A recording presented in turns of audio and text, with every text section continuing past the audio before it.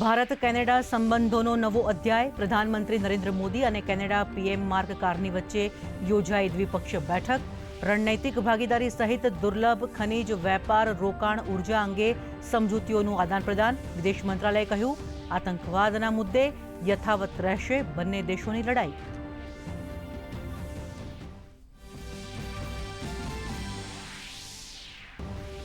પ્રધાનમંત્રી નરેન્દ્ર મોદીએ Bharat Canada CEO ફોરમમાં કર્યું સંબોધન. કહ્યું, બંને દેશો છે વાયબ્રન્ટ લોકતંત્ર.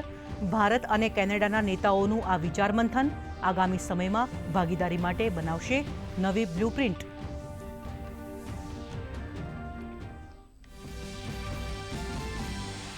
પશ્ચિમ બંગાળમાં ભાજપની પરિવર્તન રેલી. 24 પરગણા ખાતેથી ભાજપના વરિષ્ઠ નેતા અમિત શાહના મમતા સરકાર ઉપર પ્રહાર. કહ્યું, તુષ્ટિકરણથી નહીં થાય બંગાળનો વિકાસ.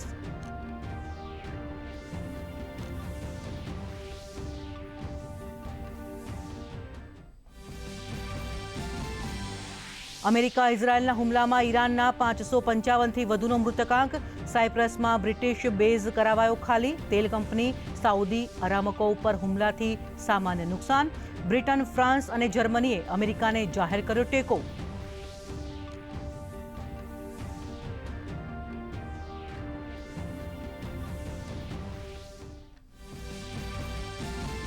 પશ્ચિમ એશિયામાં એનર્જી સપ્લાયમાં અવરોધને કારણે વધી તેલની કિંમતો. યુદ્ધની અસરને કારણે ભારતીય શેર બજાર પણ ગગડ્યું. યુરોપિયન નેચરલ ગેસની કિંમતો 20%, તો વિશ્વભરમાં ક્રૂડ ફ્યુચર્સ આશરે 8% જેટલા વધ્યા.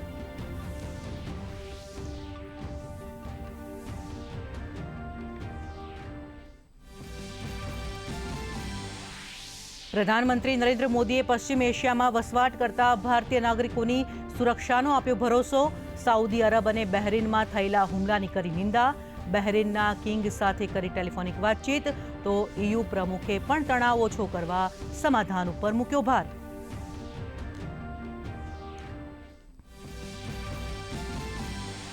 યુદ્ધની સ્થિતિમાં ખાડી દેશોમાં ફસાયેલા ગુજરાતના વેપારીઓ અને પ્રવાસીઓને વતન લાવવાની કવાયત. મહેસાણા, આણંદના સાંસદોએ વિડીયો કોલથી વાત કરીને નાગરિકોને આપી સાંત્વના. સુરતના વેપારીઓએ કાચા માલના ભાવમાં 15થી 20% સુધીના વધારાની સેવી શક્યતા.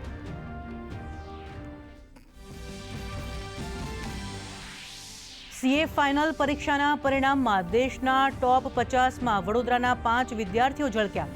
આકરા પરિશ્રમથી વિદ્યાર્થીઓને મળી સફળતા. 29મો રેન્ક મેળવનાર તીર્થે ફર્સ્ટ ટ્રાયલે ક્રેક કરી પરીક્ષા.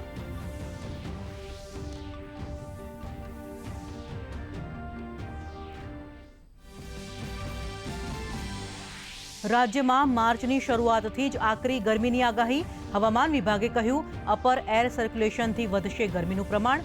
ભેજ વધતા ગરમી અને ઉકળાટ સાથે આગામી 3 દિવસમાં તાપમાનમાં 3 થી 5 ડિગ્રી વધારાની આગાહી.